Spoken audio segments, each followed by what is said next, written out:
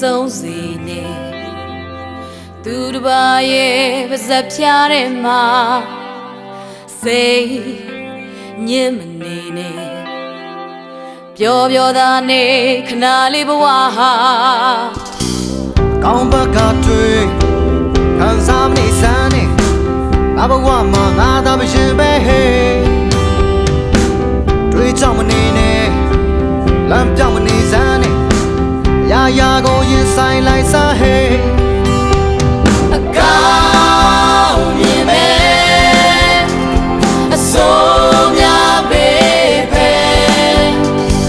တီးခံပါရဲ့ရိုးသားခြင်းအတွက်ကုန်ယူတဲ့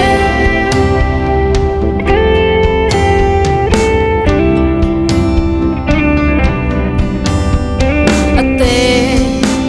ကွဲမနေနဲ့ဒါဟာလူငယ်တွေရဲ့သဘာဝပဲကွာအပြုံးမပြတ်စေနဲ့ဘာမီတွန်းတွေတွန်းပြလိုက်ပါတွေ့ကြောင်မနေနဲ့လမ်းပြောင်းမနေစမ်းနဲ့အရာရာကိုရင်ဆိုင်လိုက်စားဟေးကောင်းဘက်ကတွေ့ခံစားမနေစမ်းနဲ့ငါဘဝမှာငါသာမရှင်ပဲဟေးအကောင်းမြင်မဲ့အစိုးများပေပဲတီးခံပါရဲ့ရိုးသားခြင်းအတွက်ကုန်ယူ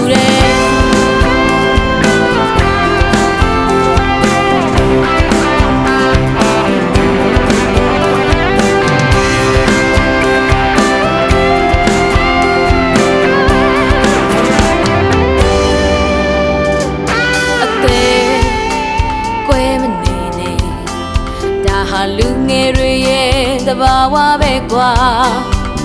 အပြုံးမပြတ်စေနဲ့ဘာမီတွန်းတွေတွန်းပြလိုက်ပါတွေ့ကြောင်မနေနဲ့လမ်းပြောင်းမနေစမ်းနဲ့ရာရာကိုရင်ဆိုင်လိုက်စားဟေးကောင်းဘက်ကတွေ့ခံစားမနေစမ်းနဲ့အဘဝမှာငါသာမရှင်ပဲဟေးအကော